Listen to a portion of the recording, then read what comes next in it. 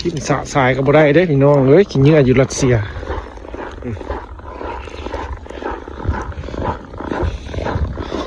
ได้ทิมเป็นระบบระเบียบ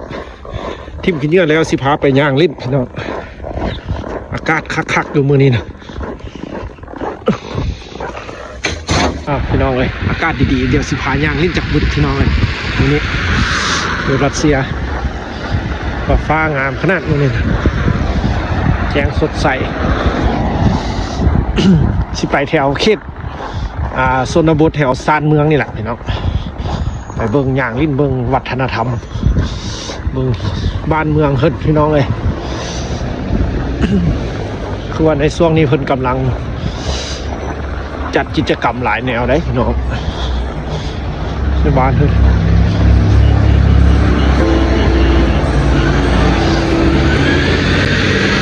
สิพาย่างลิ้นแถวเขตนอกหน่อยนึงพี่น้องเลยย่างไปจังสิละเรื่อยๆหนาวหลายแล้วก็จังค่อยกลับมาพี่น้องเลย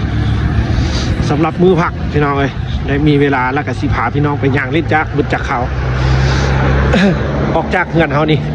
พวกนี่แหละฮานนี้ก็สิเป็นจังสิละพี่น้องคือมือวานที่เขาเอ็ดคลิปลงไปนี่จะเป็นแบบนี้ฮานอันเบียบาทเถอะ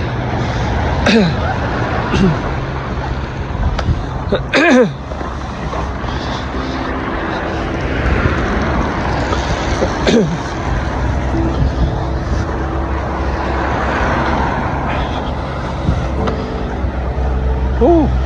หนาวได้นี่18 องศาพูดจากนี่ กำลังเนียนหิมะ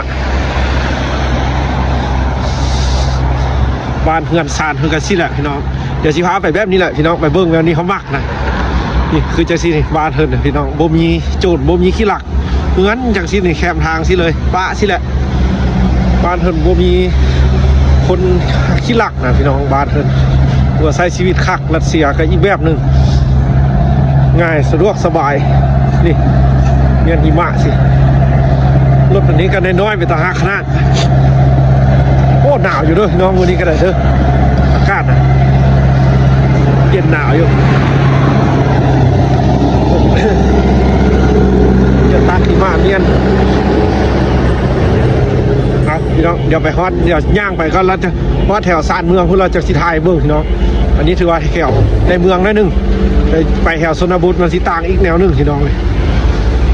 ไปเดี๋ยวพาไปนี่เขาก็ย่างมาฮอดพอดียักมาถ่ายตอนฟ้าแจ้งๆสินะมันคักพี่น้องเลยมันใสงามดีกับหิมะอันนี้ถือว่าเป็นเขตแถวซานเมืองแต่หากโบไก่จักตัวเมืองปะใดเขาก็ย่างมาเตะ20 ปลายนาทีก็ถือว่าอยู่โบไก่จักเงินเขาอยู่พี่น้องเลยสำหรับมือผักพี่น้องนี่ฟ้าแจ้งๆสินี่นะคือบ้านเฮิรนจะสินะพี่น้องเฮิ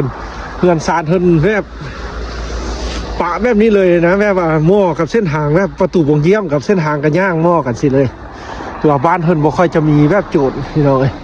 โจรขี้ลักคือจะสิเด้เพื่อนบ้านเขาสิอยู่ได้วัดแถวนี้สำหรับเพื่อนไม่ธรรมดาจังสิเขามักพี่น้องเวลามาย่างเบิ่งส่วนบทสิเบิ่งเฮือนเบิ่งการ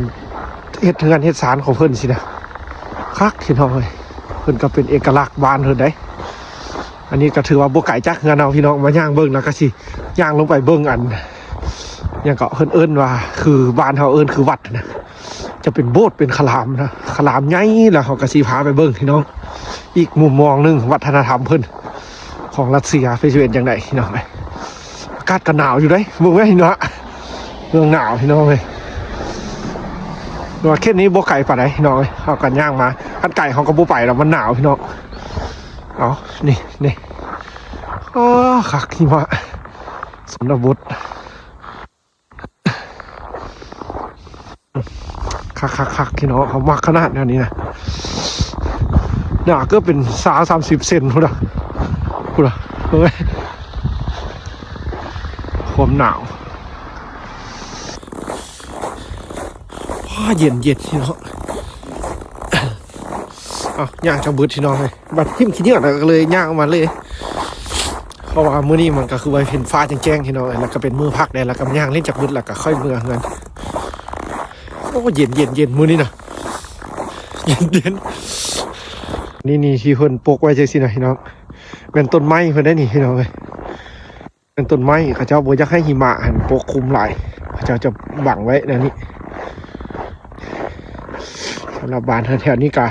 เป็นเขตสารเมืองขนาดพี่น้องแถวแบบเป็นหมู่บ้านนี่ก็จะเป็นแต่สิแหละหมู่บ้านคันเป็นอากาศบนหนาวเป็นตะย่างลิ้นโดดพี่น้องคักเลยสำหรับยูรัสเซียได้วัฒนธรรมเพิ่นพี่น้องเลยเดี๋ยวจะได้สิหาไปฮอดอันพุทธคลามบนวัดนะสิหาไปเบิ่งพี่น้องเบิ่งความหนาของหิมะ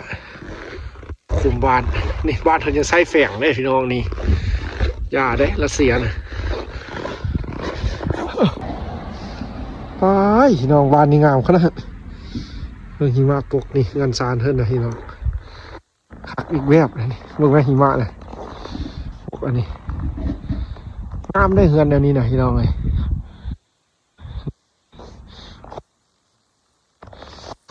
หมู่บ้าน